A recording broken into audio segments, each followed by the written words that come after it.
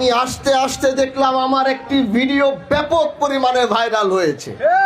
বাংলাদেশের সব সাংবাদিকরা আমাকে ফোন দিচ্ছে, যে এখনো সাংবাদিকরা আমাকে ফোন দিয়ে যাচ্ছে, শুধু ব্যাখ্যা চাচ্ছে কোথায়। আজ থেকে 1-1.5 মাস আগে একটি বিচার করেছিলাম, সেই বিচারে সর্বোচ্চ সুষ্ঠু সমাধান করেছি। কারণ তারা আমাকে ছাড়া বলছে যে আপনি না থাকলে এই বিচার আমরা বসবো না, মানবো না। ঘুরতে ঘুরতে তারপরে বসেছি।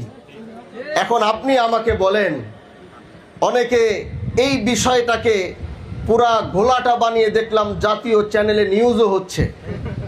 তো এই কথার যেহেতু কথা বলছি, কথাটি বলে দেই তাহলে ভালো হবে।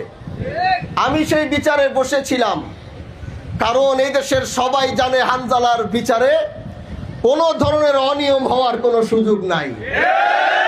তো আমি যেই বিচারে বসবো, সেই বিচারে যত বড় ব্যক্তিত্ব হোক, যত বড় লোক হোক, হানজালা যেই বিচারে বসে বিচার করে, সেই বিচারে বসে দুর্নীতি করার সাহস এই শিবচরের মাটিতে কারো নাই। আমি সেই জায়গায় বসে এক পক্ষের কথা শুনছি, বারবার আরেক পক্ষ শুধু হাত ঢুকায় কথা বলে। তো যদি আমি বলছি যদি আপনারাই সমাধান করতে পারেন, তাহলে আমার পিছনে 10-15 দিন 20 দিন ঘুরে আমাকে জোর করে কেন এই বিচারে আনছেন? তাহলে আপনারাই সমাধান করেন। এটা বলে আমি চলেও যাইতে নিছি, আমি চলে যাই, আমার দরকার নাই এই বিচার করা। না, আমরা আপনারা ছাড়া এই বিচার মানব না।